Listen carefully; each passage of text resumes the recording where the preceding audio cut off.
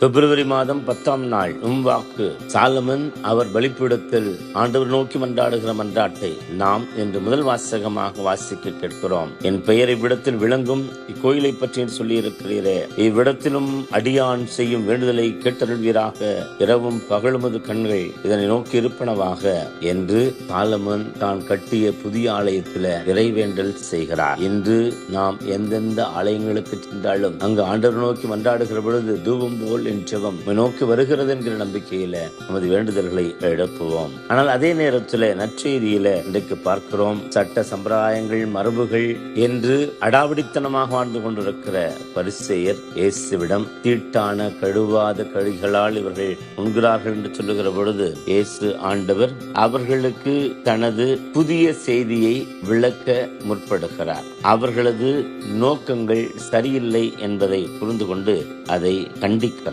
அப்படி அவர் சொல்லுகிற போது இன்றைக்கு வெறும் வெளிப்புற நிலைகளை மட்டும் அவர்கள் பார்த்து விமர்சனம் செய்த போது இயேசுவோ அவர்களை, உங்களது வாழ்வையும் சற்று யோசித்து பாருங்கள். எத்தனை பேர் தாய் தந்தையை போற்றுகிறீர்கள், மேலும் வெறுமனே வெளியே இருக்கிறவரை பற்றியெல்லாம் பேசுகிற போது உங்கள் உள்மனம் வேறெங்கேயோ இருக்கிறதே. இம்மக்கள் உதட்டினால் என்னை போற்றுகிறார்கள், உள்ளமோ என்னை விட்டு வெகு தொலைவில் இருக்கிறது என்று ஏசாயா சொல்வதைப் போல இவர்களிடத்தில் இருக்கிற வெளிவேடத்தை புகழில் காண்பிக்கிறார் என்று நம்முடைய வாழ்வில் உண்மை வாழ்வு என்கிற அறநிலை இருக்கிறதா, அல்லது வெளிவேடமும் முகமூடிகளும் விமர்சன போக்கிலே மட்டும் மிகவும் ஆழமாக ஊன்றி இருக்கிற தன்மையும் இருக்கிறதா என்று யோசித்து பார்ப்போம். இறைவா, ஆண்டவரே, எம் இதயத்தில் நிறுத்தி எம் செயல்களால் உமது வார்த்தைகளை நாங்கள் அதனுடைய உண்மைத்தன்மையோடு வாழ்ந்து காட்ட எங்களுக்கு அருள் தாரும். ஆமென்.